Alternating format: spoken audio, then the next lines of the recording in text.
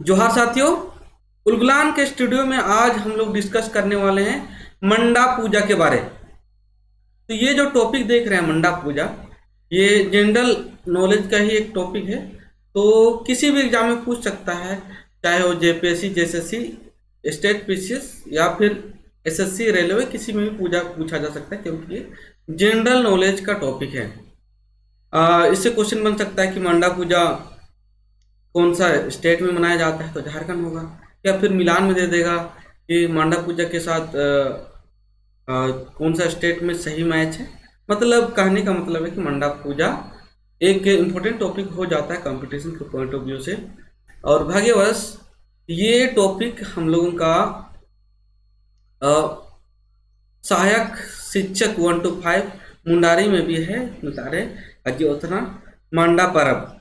ठीक है, नॉर्मली इसको मंडा पूजा बोलते हैं, लेकिन मुंडारी में खासकर इसको हम लोग बोल सकते हैं मंडा परब। तो ये एक जनरल टॉपिक है, लेकिन एक मुंडारी के सिलेबस में भी है, तो सब उनके लिए बहुत इम्पोर्टेंट हो जाएगा जो भी कंपटीशन का तैयारी कर रहे हैं। तो आइए आज हम लोग स्टडी करते हैं मंडा पूजा की। तो ये आप देख रहे हैं फोटोज, ये मंडा पूजा के दौरान ही किया जाता है। ये देखिए, इन दोनों को लटका दिया गया है एक ऊंची सी लकड़ी के ऊपर। तो मतलब ये मंडा पूजा का ही एक दृश्य है। इसके अलावा इन लोगों को धधकती अंगारों में चलना पड़ता है, इसको खुलखुंदी बोलते हैं। ये भी हमको मंडा पूजा में ही देखने को मिलती है। तो आइए हम इस पे विस्तार से, ये एक और एक फोटो है। तो ये पर्व कब मनाया जाता है? नया पर्व ओको हुलंगू मनातिंगतना। यह पर्व अक्षय तृतीया वैशाख माह में आरंभ होता है, जिसमें महादेव की पूजा की जाती है। और कौन भगवान पूजा होता है? किस भगवान की पूजा की जाती है? भगवान शिव की पूजा की जाती है। तो ये त्योहार किनका है? ये त्योहार सदान और आदिवासी दोनों का है। तो नया आदिवासी सदान बारन को मनाती हैं, इसलिए ये जो पर्व है दोनों के लोग में प्रचलित है, ये आपको देख सकते हैं। इस त्योहार में घर का एक सदस्य जिसको व्रत रखता है, मेल मेंबर, ठीक है, मेल मेंबर जो व्रत रखता है और इस तरह से चीज़ों में भाग लेता है, चाहे इस तरह का, बहुत कोई तो केवल व्रत रखते हैं, बहुत कोई तो इस तरह से लटकाया जाता है, बहुत कोई फूलकुंदी में भाग लेते हैं। तो जो लोग व्रत रखते हैं मेल मेंबर, उसको बोलते हैं भक्ता। लेकिन ये जो भक्ता का रोल होता है, ये को मनाना या इसको फॉलो कर पाना थोड़ा सा टफ होता है। तो ये बढ़िया से मना पाए, इसके लिए उस परिवार की, उसकी या तो माँ या बहन भी उपवास रखती है, क्योंकि ये बहुत खतरनाक भी होता है। आपको भूखे रहना है, लगभग 8 से 9 दिन भूखे रहना पड़ता है। इसके अलावा आपको लटकाया भी जाता है, धुआंसी भी दी जाती है, उसके बाद आपको अंगारों में चलना है। तो इस दौरान आप जो भी कार्य करें उसमें आपकी कोई भी हानि ना हो, इसके लिए अलग से उस घर की महिलाओं में से माँ या बहन उपवास रखती है। अयो अको को उपवास को जुगाया, अबू इंगा को या मिसिको को जुगाया, और उसको बोलते हैं सोक्ताइन। तो एक हिसाब से कहने का मतलब एक मेल मेंबर जो भक्ता बनता है, इस दौरान बहुत से खतरनाक स्टंट, बहुत से खतरनाक चीज़ें करनी पड़ती है। तो इनका सक्सेसफुल हो, इसलिए अलग से उनके घर वाले फिर से भगवान से मांगते हैं, और वो लोग व्रत रखते हैं महिला मेंबर, उसको बोलते हैं सोखाइन।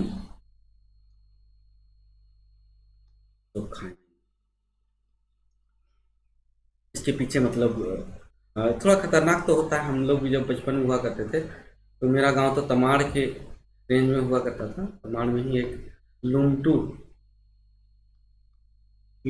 नाम का एक गांव है, यहाँ पर भी मंडा पूजा चैत्र में होता है, छाऊ नृत्य भी होता है। तो एक बार माना जाता है कि बहुत साल पहले नियम कानून कायदे में थोड़ा सा ढील दी गई थी, मतलब फॉलो नहीं किया गया था, जिस कारण से एक भक्ता जिसको इस तरह से लटकाया जाता है, उसकी डेथ हो गई। और फिर बाद में डर से सब लोग इसको इसी तरह लटका के भाग जाते हैं, और यही 1 साल तक ऐसे सूख जाता है यहीं पर। मतलब कोई पक्षी उच्छी तो खाता नहीं, माना जाता है सर। हम लोग बचपन में थे तो इस तरह कहानी सुनाया जाता है। क्या सच्चाई है उसको तो हम दावा नहीं कर सकते। फिर 1 साल जब बीत जाता है तो फिर वापस से 1 साल के बाद जो लटका हुआ व्यक्ति जिंदा हो जाता है और फिर नाचने लग जाता है देवभक्ता। तो फिर बाद में सब लोग आ जाते हैं और उसको उतारते हैं, तुरंत खाना वाना खिला देते हैं कि 1 साल से भूखा है बोल के। तो फिर बाद में फिर से इसकी डेथ हो जाती है। बहुतों का मानना है कि इसको थोड़ा सा आराम करने दिया जाना चाहिए था, खाना नहीं दिया जाना चाहिए। एक प्रकार का चमत्कार माना जाता है, ठीक है, चमत्कार। तो ये पौराणिक कथा है, हम लोग जब बचपन में छावनी नृत्य देखने या मांडा पूजा में जाते थे तब सुनाया जाता था। तो आइए आगे देखते हैं मेन कंटेंट में फोकस करके। मतलब ये मैं बता दिया कि इस तरह से क्यों उपवास रखती है महिला लोग, ताकि उनका जो भाई है, उसका जो बेटा है, उसका जो भी कार्य कर रहा है उसमें उसको कोई क्षति ना हो, भगवान के लिए जो कार्य कर रहे हैं तो परफेक्ट हो जाए। इसलिए महिलाएं भी उनके सुरक्षा के लिए व्रत रखती है। इसमें भक्ताओं को रात्रि में धूप धवन की अग्नि शिखाओं के ऊपर से लटकाया झुलाया जाता है, जिसे धुआंसी कहा जाता है, धुआं भी होता है। फिर धधकते अंगारों पर चलना होता है, इसी को बोलते हैं फूल कुंदी,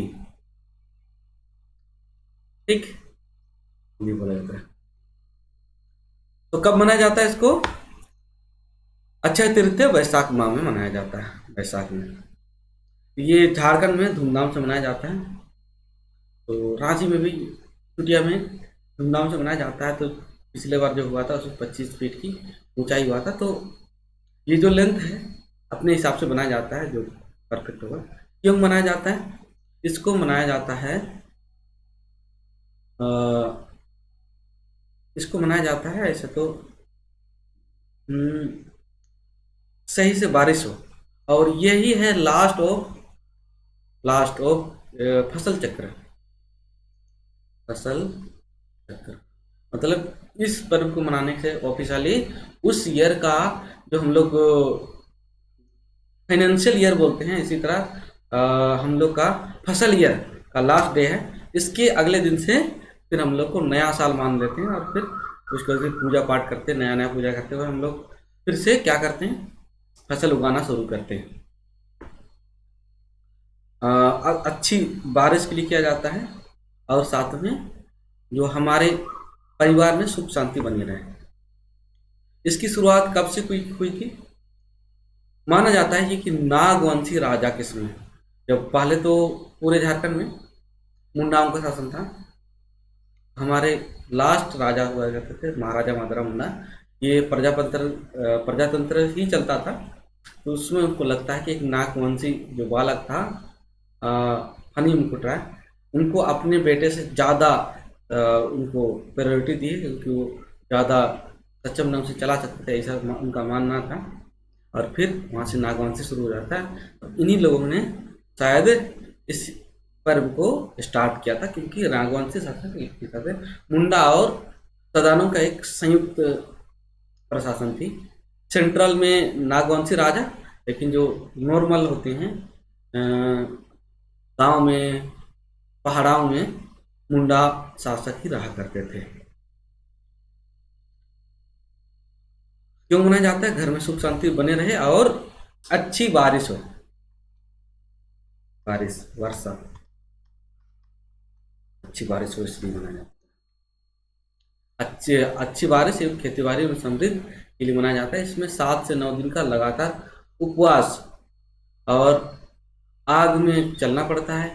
उसके बाद पीठ के बल झुलाया जाता है। और ये पर्व कौन से भगवान को? आराध्य भगवान भोले शंकर की अर्चना की जाती है। तो यही था मंडा पर्व के बारे। आपको बताना है कि मंडा पर्व कब मनाया जाता है। तो वैशाख के तृतीय में, अक्षय तृतीय में मनाया जाता है। इसमें किसकी याद की जाती है? भोले शंकर की, भोले बम बम की याद की जाती है। ये दोनों में दिखता है, आदिवासियों में और साथ में सादानों में दिया जाता है। क्यों मनाया जाता है? ताकि घर में सुख शांति बने रहे और अच्छी बारिश हो। और यही ऑफिशियल तौर पर जो हमारा फसल चक्र का लास्ट डे है। इसमें जो व्रत रखते हैं मेल, उनको बोलते हैं भोक्ता। और इनके सुरक्षा के लिए अलग से इनके घर वाले व्रत रखते हैं। उसमें महिलाएं होती हैं, चाहे बहन हो सकती हैं या फिर माँ हो सकती हैं, उसको सप्तायन बोलते हैं। तो यही था आज का लेक्चर। तो ये सारे फैक्ट आपको याद रखने हैं, किसी भी एग्ज़ाम के लिए बहुत इंपॉर्टेंट है। जनरल सब्जेक्ट है, हालांकि ये मुंडारी वाला सिलेबस में भी है। आपको अन्य सब्जेक्ट के लिए भी, यदि जेएसएससी जेपीएससी किसी भी एग्ज़ाम के लिए आपको तैयारी करना है, तो आप 91 10 91 83 60 में संपर्क करके गुलान में हो रहे हैं सारे क्लासरूम जानकारी ले सकते हैं। सबको जोहार, दोबारा मिलते हैं एक नए वीडियो के साथ।